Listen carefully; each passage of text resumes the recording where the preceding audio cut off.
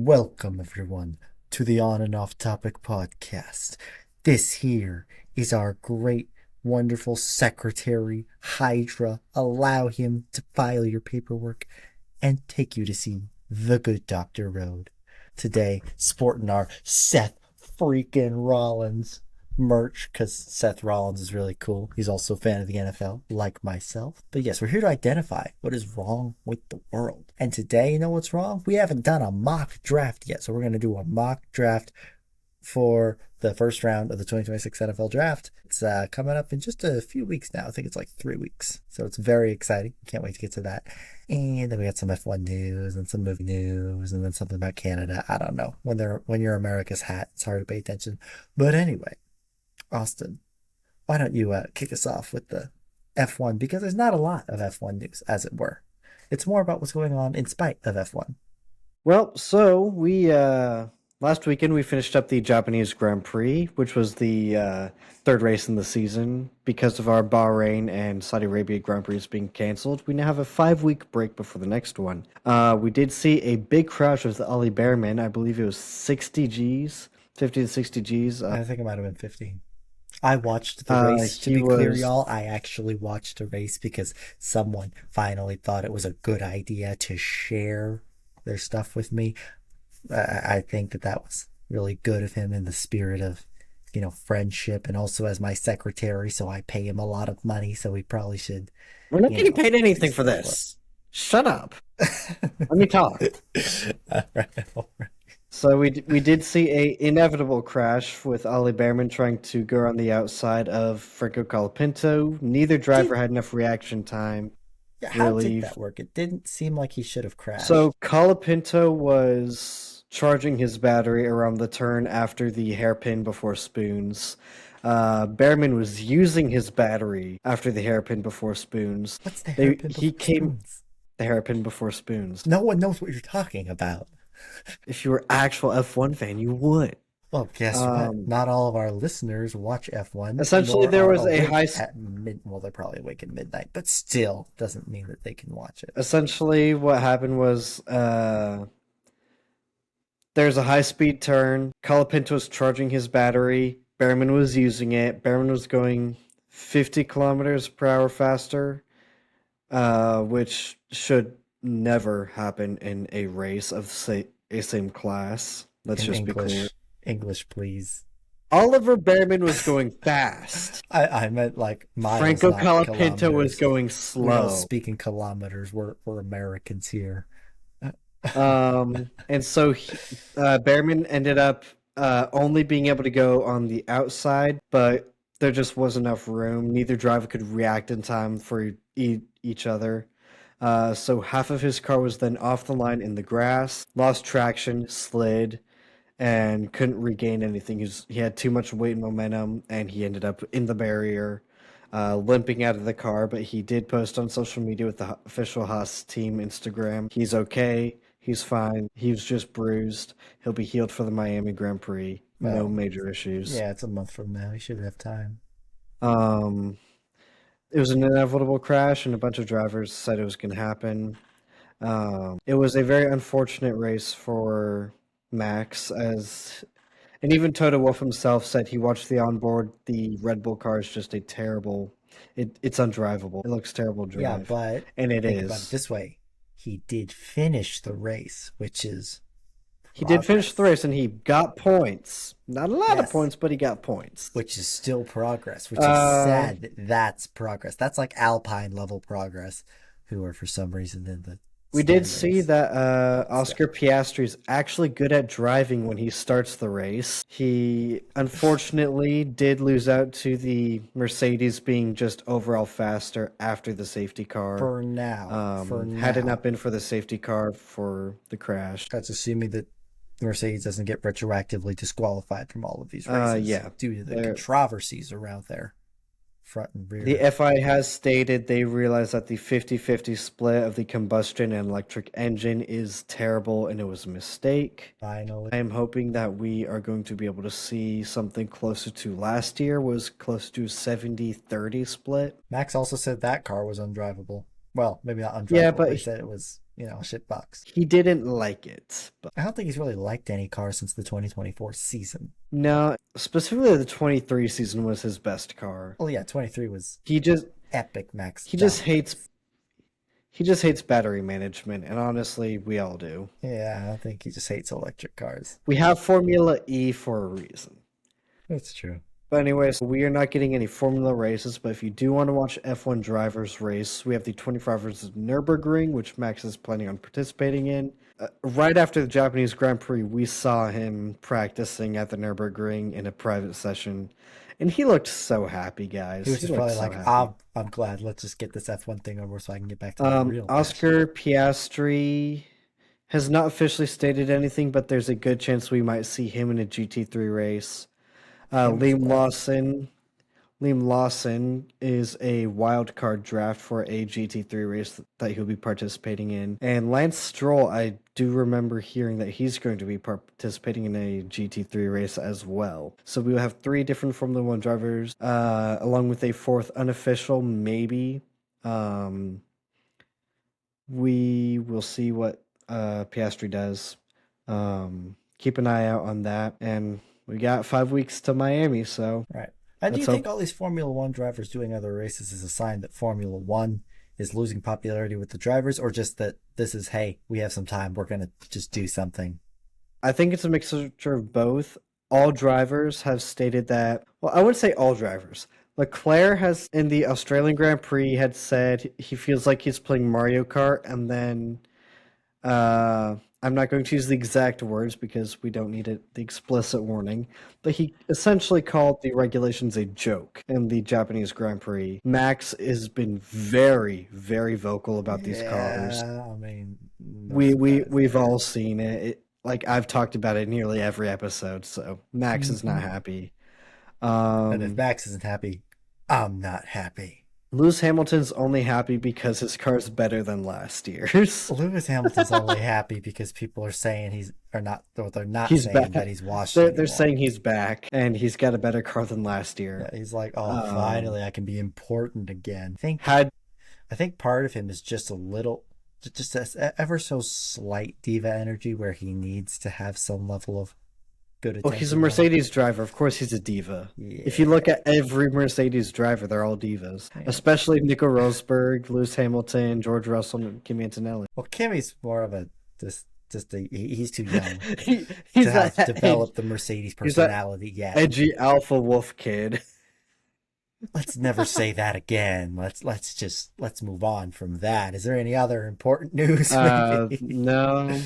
That's about it for the racing world. Lovely. Now we get to the really important stuff.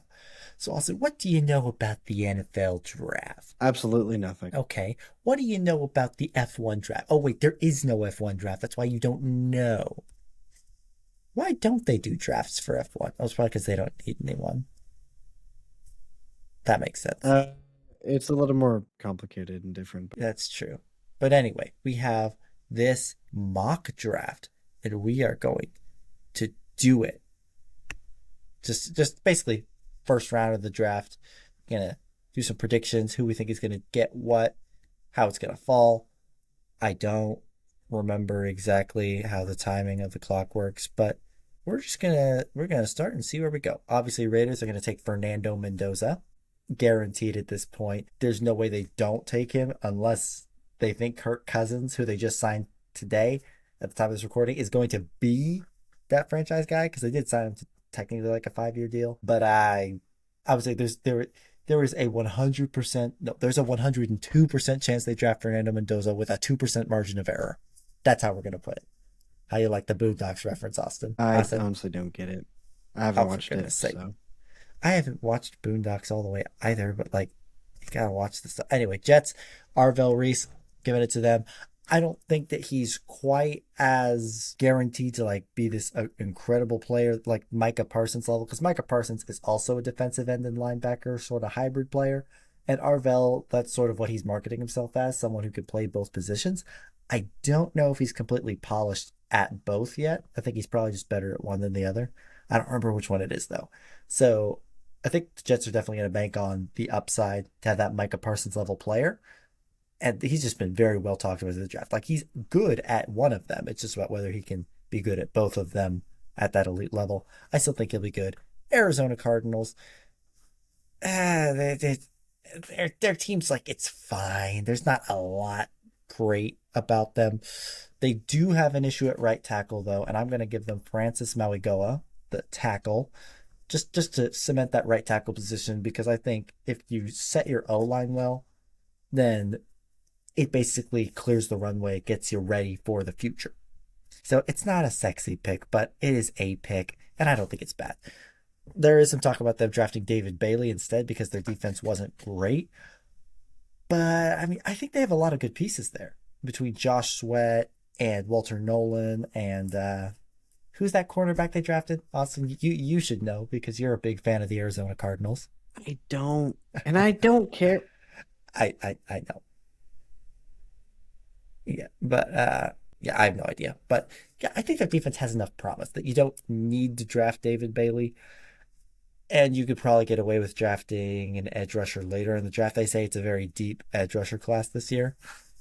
So I wouldn't be too worried. The Titans, I am very torn because I say either you take Jeremiah Love or you take David Bailey, or maybe even Sonny Styles. But based on the fact that the Titans offense has like nothing and they spent a lot of money this year on the defense, I'm going to give them Jeremiah Love, which is weird, I'll admit, especially since Robert Saleh is such a defensive-minded head coach. He was really good at defensive coordinating for the San Francisco 49ers and as a head coach for the Jets. They actually were a pretty good defense. They just sucked because they were the Jets. But I'm still going to give them this one. I think it's the best choice. New York Giants, I could see them taking Sonny Styles at this pick. Sonny Styles is they're saying that he could be like the next Fred Warner level player, like best linebacker in the league type deal. His combine off the charts, some of the best scores we've ever seen. So I really don't know. It's either Sonny Styles or Caleb Downs, the safety. They're both from Ohio State, actually, but I really don't know. I don't know who you would make. I think they have a really good defensive front between Brian Burns, Abdul Carter, still developing, but he's still pretty good, and Kayvon Thibodeau and Dexter Lawrence. So I will be doing Caleb Downs here. I like him better for them, bolstering that secondary. But I wouldn't be shocked if Sonny Styles went with this pick, or sooner even. The Browns, they need a tackle. Or do the Browns need a left tackle or a right tackle? What do you think, Austin? Are you even paying attention to this? This is a very important draft. Oh, he disappeared. He must not like me that much. Okay, well, we're still going on. The show must go on. Okay. So the Browns need a left tackle. Now the question is, who do you take? Because there are a good amount of tackles around. And as far as they could draft receiver, but I think the way the board is falling right now, only one tackle is off the board. That's Francis Mauigoa, probably the best right tackle prospect in the league. Or not the league, the draft. So the Browns have the chance to take the best promised left tackle. I don't see them saying no to that. Like, they could go receiver, but I think there's enough good receivers that by the time they have their second first round pick, which we'll get to later, they can still do that. And so I'm going to give them a tackle. I just need to question is which one is the best one, because there are a lot of tackles that are offering promise. There's Spencer Fano, Monroe Freeling. Hey, there you are. Where did you go? I don't know. The recording just crashed. You crashed? Now, why would you do that? Because I decided it would be fun. Aha. Well, anyway, I'm going to give the Browns Monroe Freeling. He's a pretty good up-and-coming tackle from Georgia, left tackle. He's got the potential to be pretty good. Now, he might need some development, but, like, they're the Browns. We don't expect them to be, like, contending anytime soon. So, yeah, with that out of the way, we got the Washington Commanders. They need a lot of things. Running back, receiver, D-line, safety. Now, if Caleb Downs had been here, that would have been really good for them. But in this draft scenario, they are not. So, I don't know who you're going to take if you're the Commanders at this pick. Sonny Styles is good, but you just paid for Leo Chenal, our great linebacker for the Chiefs. I miss him. But yeah, he's gone. So, I don't think you really need Sonny Styles at this pick, nor do I even think Ruben Bain or David Bailey are the best choices, or Mansour Delane, or You know what, Austin? What about this? What if we give the Commanders Carnell Tate? Now, hear me out, y'all. The Commanders need a lot of things, but they did invest in their defense. I think that if you give them Carnell Tate, that's preparing for life after Terry McLaurin. Deebo Samuel's a free agent who they haven't re-signed yet. Their receiver room doesn't have a lot of depth. And as much as I don't love the defense entirely with the Commanders, I'm still going to give them Carnell. Up and coming best receiver allegedly in the draft. Between him and Mekhi Lemon, it's a little iffy. But Carnell Tate is the more sure pick, the more probably guaranteed to succeed. So we're going to do that. For the Saints. Now, in this scenario, the Saints have a gold mine here. Sonny Styles, Ruben Bain, David Bailey, even Mansour Delane if they really wanted. But I don't any of these options for them because their biggest needs are receiver, defensive line, linebacker. But since they do need a linebacker, I'm going to give them Sonny Styles. Why not? Sonny Styles is going to be great no matter where he goes. Going to give him that. For the Chiefs, I like this scenario because in this scenario, David Bailey falls to us. Some people saying he's actually the best edge rusher in this league, not Arvell. And everyone definitely thinks he's better than Ruben Bain. I'm going to give the Chiefs David Bailey. I love this scenario. I like the idea of David Bailey because I don't love 9. 9, like the very best of the best, they're gone. But you're high enough up, you'd more be willing to trade back. You don't want to overdraft for a player too high. And so I do like David Bailey for the Chiefs. I also wouldn't mind Mekhi Lemon. That I would want to trade back, like trade someone else the 9th pick for like a lower pick to take Mekhi Lemon, personally. Just because I don't think he's that much of, I don't know if he's 9th overall pick level good. But yeah, I wouldn't mind Ruben Bain Jr., but I wouldn't love him either. So David Bailey, he's good. The Bengals, they need a lot of help. Guards, defense, everywhere, basically. But I don't think that they would draft a guard here. You know? Like, I don't know, Austin. Like, do you think the Bengals are the type of team to want to use protection? I don't know. Yeah, well, for us, we're going to look at defensive line. Got Caden McDonald, Caleb Banks, Peter Woods, Chris Miller, Lee Hunter. These are all good players, for sure. Like, I like them for the Bengals, but I don't like them at pick 10. So, let's see what else there is. We can look around, see what we got. Who's the next best linebacker? CJ Allen out of Georgia. There's also Jacob Rodriguez. People are saying he's really good and could raise his draft stock pretty well. I don't think he's number 10 overall pick level good, though. Safeties, they already paid Brian Cook. I don't think that's as much of a need. But as for the best guard, Vega.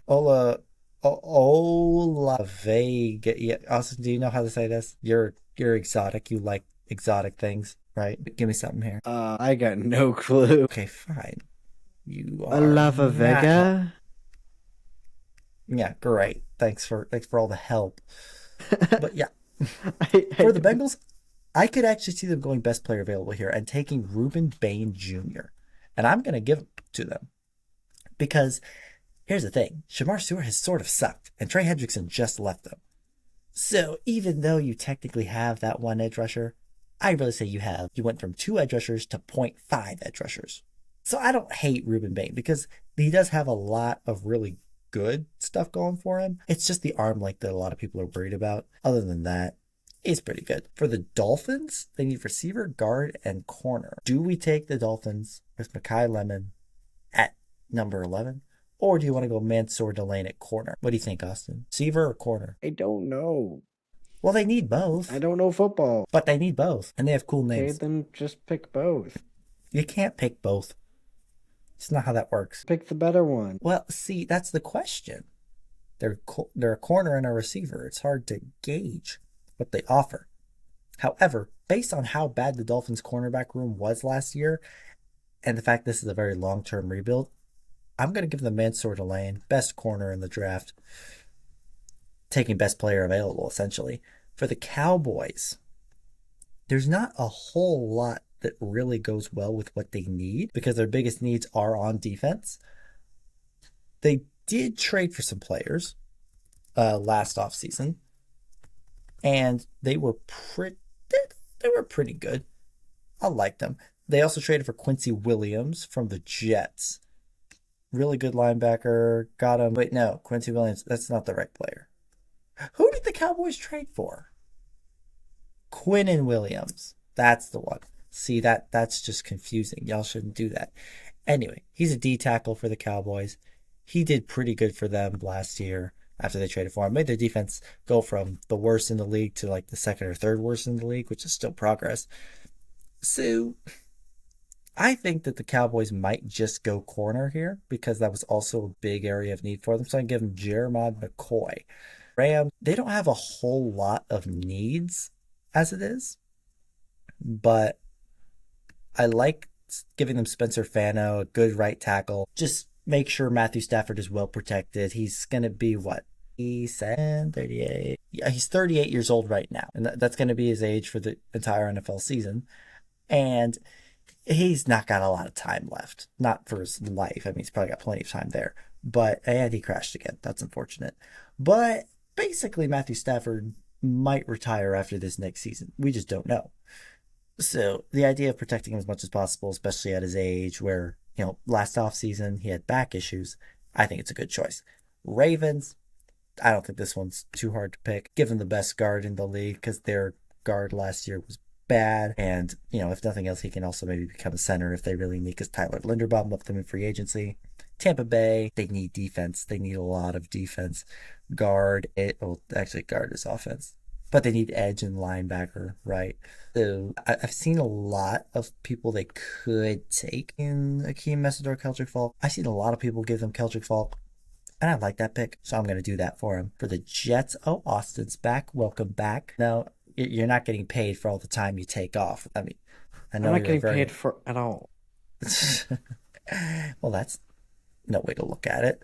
Anyway, we're back at the Jets. Let's look at who the Jets have taken thus far. Arvell Reese. So we've already fixed a need at edge. I'd say you either go receiver or you go corner. And right now, you still got Mekhi Lemon available. Now, do you go Mekhi Lemon or Avion Terrell? I still think that they're really going to want to fix up that secondary because they had 0 interceptions last year. I'm going to give them Avion just based on principle. And they do still have Garrett Wilson on their roster, so I don't think receiver is as pressing a need. Lions, they need defensive help, They could also do with some tackle depth. They need a good left tackle. Is there a good left tackle available? Let's look. Me. You can't play left tackle. Challenge accepted. Do you know what? Do you know how big left tackles are? Like, do you understand? You're being ableist right now? You're being ableist right now? Well, yes, Valid. but yes, but no. The idea would basically just be that you are small, teeny, tiny, and the left tackle is like the most important position on the offense outside of quarterback. They're generally the second highest paid group after the quarterback because their job is so important, because that's the quarterback's blind side, the side they can't really, anticipate as well. So the left tackle's got to be very good at stopping people from coming in to pressure the QB. Very important job. That's why the Chiefs addressed it so heavily last year. And getting Josh Simmons was a good choice. But for the Lions, they have been talking about moving Penei Sewell over to left tackle. That's something they might want to do. But in this scenario, we're just going to say they don't do that. They take Caden Proctor to be that left tackle. Penei gets to stay on the right. The Vikings. Oh, my Vikings. Not mine, but yeah, I'm giving them Dylan Thieneman. Good safety, can replace Harrison Smith pretty well. And the Panthers get a sexy pick, Kenyon Sadiq. I really wanted Kenyon Sadiq, but in this situation, we're not doing any trades because I don't want to do that. So I think the Panthers spent well on their defense, so it's not a huge need for them. They don't need to worry about that. And then the other things they have are receiver and tight end are their draft needs. Does anyone know who the Panthers tight end is? Me neither. You know who I do know the Panthers have? Tet McMillan. Good receiver. Xavier Legette, not that great. Basically, all their other receivers aren't great, but go after another one later. Take Kenyon Sadiq if everything he showed off at that pro day and the combine day was anything worth considering, it's that this guy is a freak of nature. He's going to be a really good receiving tight end. Probably good at blocking too. Maybe not, the best blocking tight end ever, but still, this guy's intellect alone would be enough for me to take him at pick 19. I like it. I'm going to give the Panthers Kenyon City. Back with the Cowboys, they also need linebacker help. That's why I'm going to give them C.J. Allen. I see him go to them in a few drafts, and I like it, especially after Logan Wilson retired with them this past year.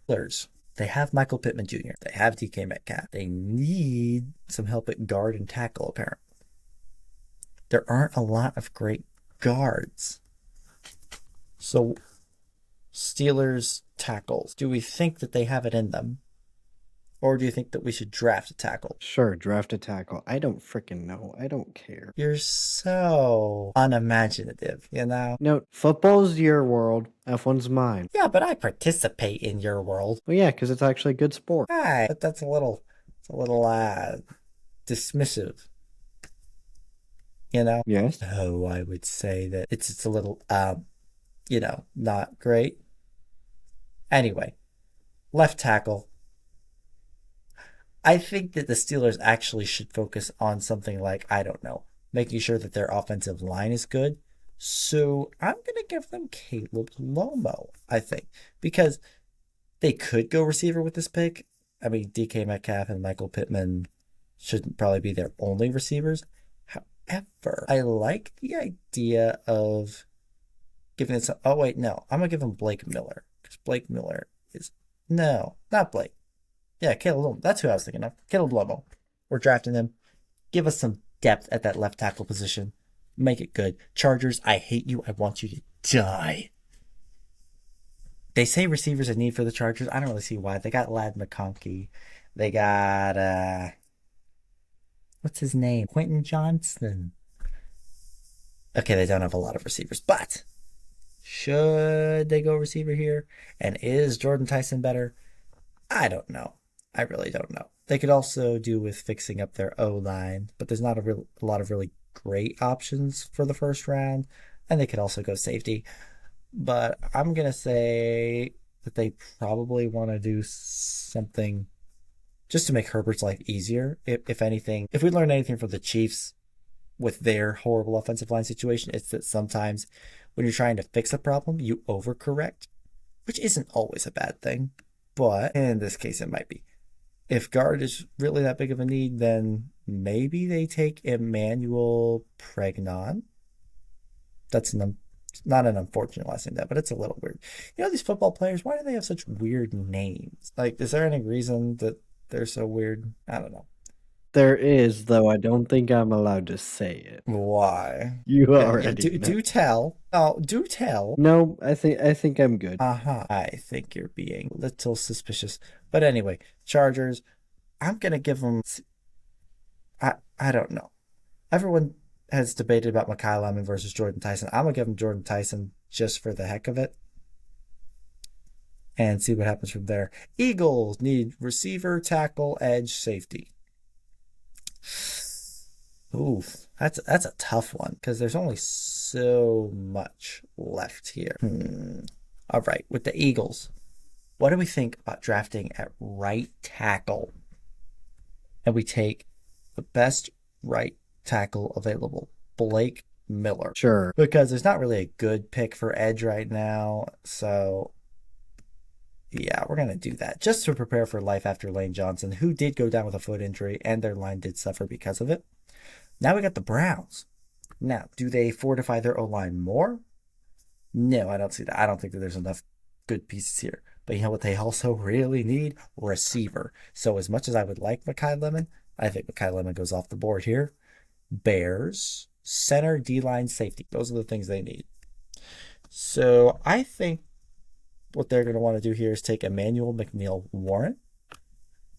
They did lose some safeties, and they did get Kobe Bryant, but just for the depth, we're going to give them McNeil. Bills, they could go a lot of things here, specifically with the receiver room being so weird. They have DJ Moore, Khalil Shakir, and Curtis Samuel wasn't horrible. Keon Coleman was meh. But you could also argue that they need to address their defense. But for what's available, I'm not sure if that's a great idea for here right now, but let's just take a look. Edge rusher. We got Akeem Mesidor, Cassius Howell, TJ Parker. A lot of people. As far as guards, I wouldn't want to draft a guard this high unless it's a really good guard, hence the Ravens with their guard draft. As far as linebackers, I mean, there is Jacob Rodriguez. Wouldn't be a horrible pick. But he's only ranked as the 45th best player in the draft, though. You gotta wonder why that is. You sort of gotta wonder. Do you wonder, Austin? Do you think Jacob Rodriguez was wrongfully placed lower than he should have been? I don't know. Well, here's the thing. The Bills' defense was never really that horrible last year, and they didn't lose too much, and they did get Bradley Chubb to fill in, or they signed him on. So, again, I think they also pass on Akeem Mesidor, and instead, they go, I can't believe we're saying this, receiver. Now, the question is Omar Cooper Jr. or Denzel Boston or Casey Concepcion. Like, who you think is going to be the best? I don't know. I really don't know. But I think it's probably going to be Denzel Boston, if I had to guess. I've seen him go in a lot of these. Niners, you could use a guard, tackle, safety. I don't know if you really need edge. Like, really? Is that really something we're worried about right now? Safety, I would be more worried about. But I don't really know why we would think that worried about it. Let's just see. Let's see. There's not a lot of great safeties right now, unfortunately, because both of them were taken. The two top ones were taken. So, what we gonna do about that? I say we take. Austin, help me. Are you eating right now? That's mean. Okay. We're gonna give them someone who I think can still make a difference, especially since edges need. Akeem Mesidor. Probably a bit of an overdraft, but that's okay. Texans need running back, center, guard, defense. Defense, I think they go best player available to make their defense even better. Let's take Hayden McDonald, get him out of there. Chiefs, they already drafted their edge rusher. They could go corner here, but I don't think there's a lot of very good corners available. I think receiver is the more likely option. Just for kicks, let's take a look at what corners are available. That Colton Hood, he's not bad. But, you know what's even cooler than drafting a cornerback? Let me tell you. Drafting a receiver whose name is KC. Give me KC Concepcion to the KC Chiefs. And then, of course, you have the Dolphins. Who did we give them before? Ensor Delane, the best corner. So, with that in mind, I guess we can give them we can give them a receiver, Omar Cooper Jr. Give the Patriots some help here with, they could use some linebacker help, some D-line help. How about we give them an edge rusher? Because I think that would probably help them a bit. No, not a linebacker, an edge rusher. There we go. We got a lot of people here. I'm going to do TJ Parker. I like him for them. Then the Seahawks, they didn't lose a whole lot during free agency. And you could go running back here, but I'm going to give them Colton Hood. And with that, we have a draft, my guys. I don't need to log in for an award. Finally. Oh, for goodness sake. That's a little mean-spirited, even though it did take a very long time. All right, we're going to speed run the last section here. We have a Mario Galaxy movie to review. This I would be taking my headphones off because, unfortunately, I have not watched it, so I'm not going to get spoiled. Okay, here, hold on. Before Have fun. Great. Well, okay, here's the gist, folks. The Mario Galaxy movie is like the first one, slightly worse. In that it's not a movie that I disrespect enough to call it a bad movie, but I also respect good movies too much to call this one a good movie. It's one of those movies that's more fun, and that's the best I can say about it. I mean, you'll enjoy it, I'm sure. You're not gonna be unhappy watching it, and there are some very fun moments. And Yoshi's very cute. He's a fun character. I'm glad that after waiting 3 years, I got some meaningful Yoshi content. But it's like dessert. I mean, you want a full course meal. You want something actually nutritious to watch. Go watch Project Hail Mary. Mario Bros. Is something. It's not filling. It's not sustainable to live off of. It's all puff and pizzazz and color, and there's no substance to it. And for what I wanted the movie to be, it more or less was. I actually think that from the beginning, like the first third or half of the movie actually wasn't too bad. It was pretty much like the first movie, fun, well paced, not too deep in plot, but also just deep enough that you find it engaging. And the second half, they just sort of had too much stuff happening. It didn't really stop to breathe. Characters just sort of had that one scene, get that character development, then it was done. And then for the grand finale, the movie just sort of grand finale and then ended. Like, I'm not kidding. It's like they wrap up the whole battle, and then no more than 5 minutes later, you're watching credits, which isn't a bad thing. I mean, the Karate Kid movie ended with that final victory. He's done, he wins. And so sometimes it works. But in this case, I think there were more things you needed to pay off with that ending to have a good, falling action, proper resolution, well, that epilogue, so to speak, which we just didn't see, unfortunately. And so it's not a very good ending or a good wrap up to Peach and Rosalina and their character arcs. I'm not trying to spoil it too much, but Rosalina also is barely in the movie. I don't feel like I know her that well. I know what the movie told me about her, and that's about it. It's like I'm being told what to feel and what to see and how to think it instead of experiencing it myself. And for what it's worth, Peach had some very intriguing character stuff to go off of here. We just did nothing with it because we're all over the place. And meeting Glenn Powell as a fox, which is very cool, by the way. I mean, I like Glenn Powell, and he was very good as the fox. But still, I think we're just doing a little too much. And I get it, it's a galaxy movie, so you probably want it to be a big galaxy. But maybe we should have chilled out, cooled off on doing so much because so many things just happen. Like Yoshi, he's in the movie and he's fun and he serves a purpose, but he's not in the movie sort of like as a new character. Like the way he is portrayed and used in the movie is as if you've already met him. He's already gone through his entire character arc from a previous movie and now he's just in and part of the team. No, they do that introduction and character arc in like the first 10 minutes. And it's just like he was always on the team. So, like I said, if you want to watch a really good movie, go watch Project Hail Mary. Mario's going to be the movie all the kids want to see. And that's a little unfortunate. It only because, well, it's probably not the worst Illumination movie. It's probably like the third best Illumination movie because all the Illumination movies suck. I still think it was our right as movie fans and Mario fans to expect better. And the most disappointing thing actually was Bowser, because they were setting up, like I said, in the first half, some interesting character development, interesting how he acts against the other characters and how they interact and how he feels about Mario and Luigi, actually, not romantically, nothing weird like that, but like, it was a very interesting setup. Like maybe he's actually mellowed out a bit. But no, we can't have legitimate character dilemmas and, him having a crisis of faith in who he is and what he believes. No, we're just going to have that wrapped up like halfway through the movie and then he's just going to be the thing that he is, for no sake of no spoilers, for the second half. And I don't know. I feel like we're playing on such good conflict. And if he was going to make the choice that he does by the end of the movie, there should have been some harder hitting emotional choices that pushed him to that. Because at the moment, it feels like he's very wishy-washy.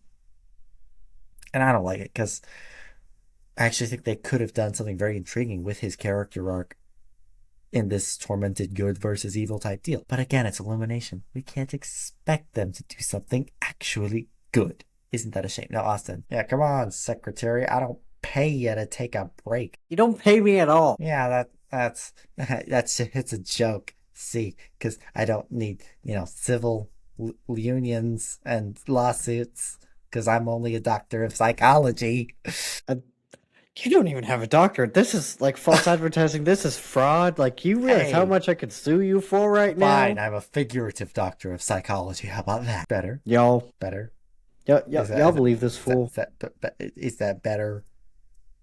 Yeah, no, Or I at think. least on my screen, he's right there. Okay, Yeah, yeah, okay. y'all believe this fool? Okay, are we done? Are we done here? Are you good? Are you happy with No. tearing down the good doctor's reputation? Anyway, Yeah. Canada, Are you right? happy? Well, I was going to ask you. I mean, what are you expecting going into the Mario movie? Oh, I don't know. I've heard it's really good. People like it, and I've heard people say it's better than the first. So, Who have you been getting reviews from? I've heard overwhelmingly negative to mixed reviews. my music theory teacher. But he teaches music. Of course, he liked the movie. It was well composed. Okay, fine, whatever. Anyway, Canada, also known as America's hat, they're a little weird right now because America's Little Brother. yeah, they're Have doing you a not lot of seen those? no, they're doing a lot of weird stuff though. Austin, do inform our lovely group what is wrong with the world. In this case, what is wrong with Canada? Canada has decided to ban the Bible because it is now hate Well, speech. sort of. They sort of not. Okay, they didn't actually like ban the printing of the Bible. It's more They about banned the the speaking from the Bible. speaking, certain speaking and preaching. Like I'm sure if they preach, "Hey, don't boil a goat in its mother's milk," they're not going to label that hate speech. But certain things, as far as preaching goes, especially if they're saying that LGBTQ stuff is not holy, or what's something else that would get them hate speech canceled? No, no, Uh, probably Abortion. anti-abortion stuff probably. And so like That Israel actually deserves to be on the map. yeah, so a lot of this stuff is basically stuff that Canada is saying, hey, you can't if you do this, then you can be found guilty of hate speech, and we don't like hate speech here, so you could get in a lot of trouble with that. Do we know exactly what the legal repercussions around that are? Previously, certain aspects of it has been losing your job, giant fines. I think now they're upping it to jail time. Jail time. What a time to be alive, isn't it? So great. Why do we think that Canada felt the need to go this crazy on it? Is it just because they dislike America so much? Because we're Have you not seen exact. Canada's new prime minister? Is it still that Trudeau guy? No, so you remember how bad Trudeau was? The new I prime minister is 10 times I worse. know we called him Governor Trudeau, so that's something. No, the new prime minister of Canada is even more left wing than Trudeau was, Let me which guess. He ran on a that is platform saying of something. purely making Canada anti-Trump. I don't even know how he ran it or how he beat Trudeau, but he did. Well, see, it's about the lesser of two evils, and unfortunately, he was not the lesser, as it would appear. But speaking of politics, Canada had a Democratic convention, I guess, for one of their new political parties. It's very liberal, and this thing was really weird, like really really weird. They have literal race cards to pull the race card, basically to So speak. we're bringing back segregation No, no, no, no. It's like so or like labeling. yes, labeling. It's like, if you're disabled, if you're trans, if you're black or oppressed or some sort of minority. It's basically like This these sounds cards are to ensure that these minorities all get to speak. Basically, I think it's the idea was, you're all in line, but this card can get sort of like a fast pass. It was really hard to understand. They were saying so many words that made no sense. Do you know how weird it is that oftentimes when you get extremely left wing, extremely liberal, that they start saying things that sound very like another this language.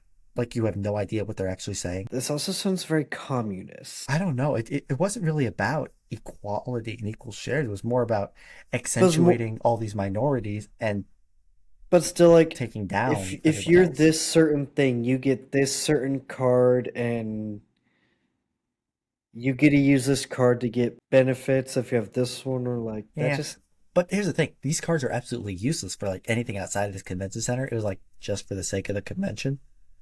And then they also started complaining about other things like not fast enough subtitles, the mic wasn't good.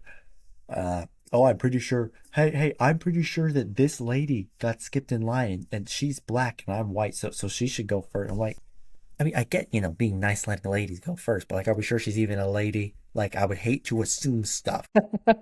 in the Canadian world, yeah, you need to be careful. Yeah, exactly.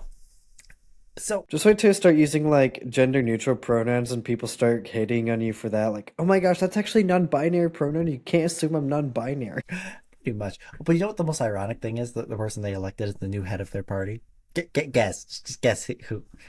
Guess what kind of person they elected. A transgender black A white gender. male. A white male.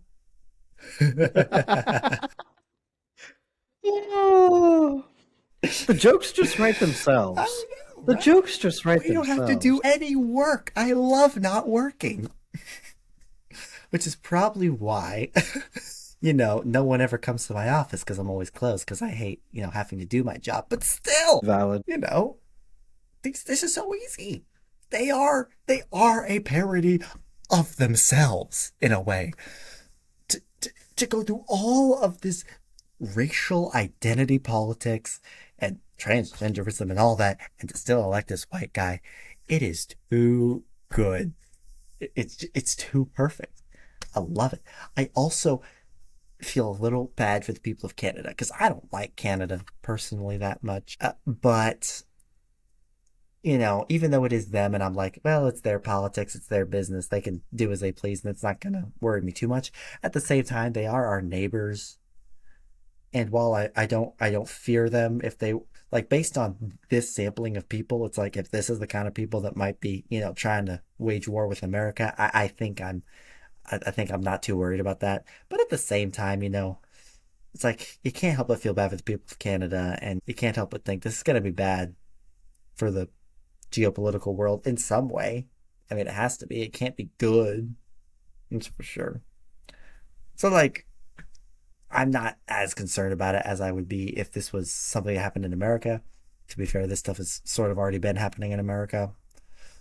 But this is like to an even crazier extent, I think, with Canada. And they've always been more left than us anyway. So it sort of feels like the inevitable outcome that they've come to, where it's just everything is about the identity, and it's not even as much about the ideas anymore because they're so drowned in who they are and trying to make sure, oh, we get everyone's pronouns right. Well, I want to make sure that I'm identifying as this, and this right.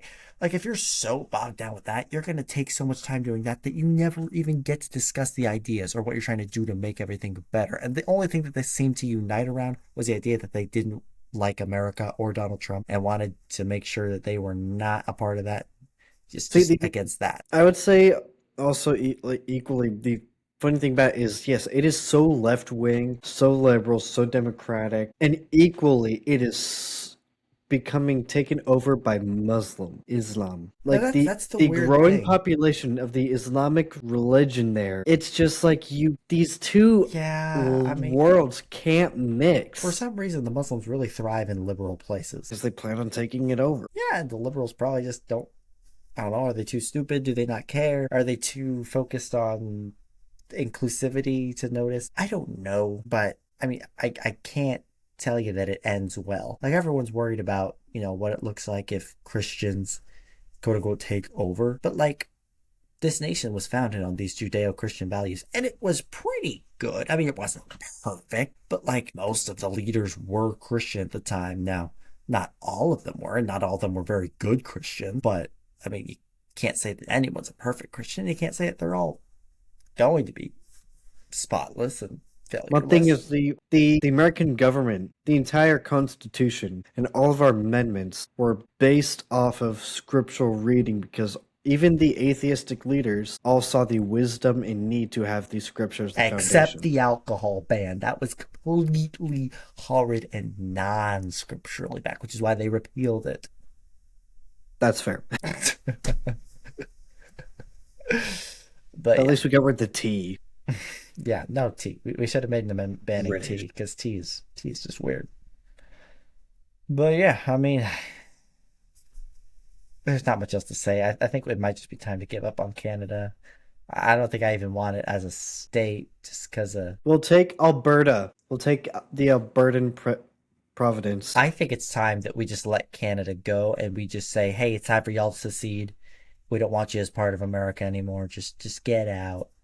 No, Goodbye. so Alberta is actually number one where most of their oil comes from, and it's Ooh, I also like that. where it is like predominantly conservative. It just happens that the rest of these 7 provinces, like American conservative or Canadian conservative? American conservative. Okay, we'll take them. They actually like Trump, like Trump. Why don't they just secede from Canada and join us? I mean, They're trying. it's not like that. Canada, I'm sure, has some military threat, but like we are the Trump-led America. Do you really think that if Alberta wanted to join America, that they're trying? It's a whole bunch of legal documents making sure that. I mean, Alberta, that's not a horrible 51st state. The only issue is I don't know how we're gonna do the star design on the flag. I don't know, but oil, cheaper gas. Oil. No, yeah. Anyway, that's our show today. The moral of the story: Canada, I think you need a healthy dose of freedom pills, also known as. We need to send a freedom Dorito. Yes, the freedom Doritos. Give you a whole bag of them. We don't really have a full bag, but we got enough bombs on a couple of those Doritos. But yeah, now give us your oil, please. Anyway, all right, people. Thank you for watching on YouTube. Please make sure to like and subscribe, comment if you wish, share with friends. And if you're listening to us on Spotify, thank you for listening. We appreciate that. Like, comment, follow, whatever you need to do. It really helps us out, get more reach, and we just really appreciate it. And you guys can come and listen to us more if you enjoyed doing that. Yeah, that's true. I mean, Austin isn't even glazing our podcast anymore, so like we really need the comments. I think I did on one of the recent videos, but whatever. Anyway, yeah, we will see you next week when we talk about WrestleMania. Right? Is that no? That's not next week. In 2 weeks, we'll talk about WrestleMania. Next week, we'll talk about, I don't know, how boring the week before WrestleMania is. I don't even know what we got for the racing world. Okay.